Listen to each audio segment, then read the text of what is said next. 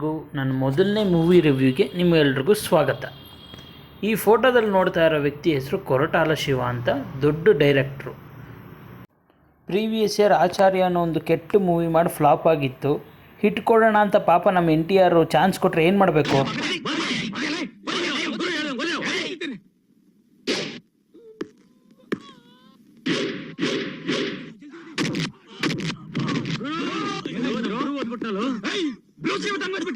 ಅವನ ಏನು ಉಸಿರು ಕಟ್ಟಂಗ್ ಗೊತ್ಬಿಟ್ನಲ್ಲೋ. ನನ್ ಮೂಡ್ ಚೇಂಜ್ ಆಗಕ್ ಮುಂಚೆ ಬೇಗ ಹೋಗಕ್ಕೆ ಅವನಿಗೆ ಹೋಗು.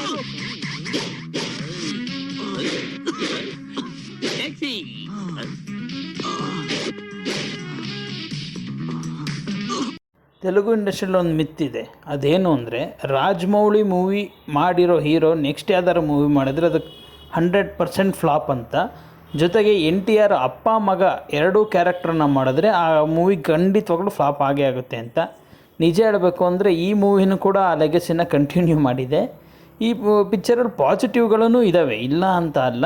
ಫಸ್ಟ್ ಆಫ್ ಆಲ್ ಪಾಸಿಟಿವ್ ಅಂದರೆ ದೀವರ character, hero characterization, hero entry ಇರ್ಬೋದು.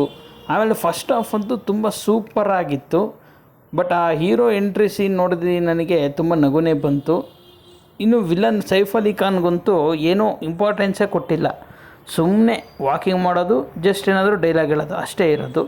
ಇನ್ನು ಹೀರೋಯಿನ್ ಜಾಹ್ನವಿ ಕಪೂರ್ ವಿಷಯಕ್ಕೆ ಬಂದರೂ ನಾನೇನೂ ಮಾತಾಡಲ್ಲ, ನೀವೇ ನೋಡಿ ಈಗ ಗೊತ್ತಾಗುತ್ತೆ. ಕೆಲಸ ಮಾಡೋಕೆ ಏನಿಲ್ಲ, ಅದಕ್ಕೆ ಸುಮ್ಮನೆ ಕೂತಿದ್ದೇನೆ. ಕೆಲಸ ಇಲ್ವಾ?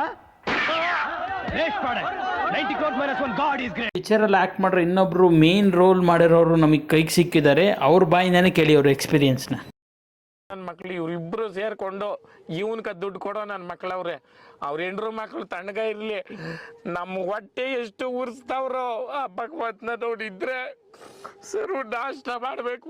ನಾನು ಒಬ್ರಿಗೆ ಅನ್ಯಾಯ ಮಾಡಿಲ್ಲ, ಒಬ್ರಿಗೆ ಅನ್ಯಾಯ ಮಾಡಿಲ್ಲ. ಎಷ್ಟು ನೋವು ತಿಂತ ಇದ್ದೀರಿ ಅನ್ನೋದು ನಮ್ಗೆ ಗೊತ್ತಣ್ಣ.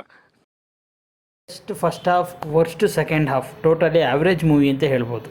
ನನಗೆ NTR ಅವ್ರ ಮೇಲಾಗಲಿ ಅಥವಾ ಕೊರಟಾಲ ಶಿವ ಅವ್ರ ಮೇಲಾಗಲಿ ಯಾವುದೇ ಕೋಪ ಇಲ್ಲ. ಇದು ನನ್ನ ಅನಿಸಿಕೆನ ನಾನು ಶೇರ್ ಮಾಡಿದ್ದೀನಿ. ನಿಮಗಿಷ್ಟ ಆದರೆ ಲೈಕ್ ಮಾಡಿ. Subscribe and press bell icon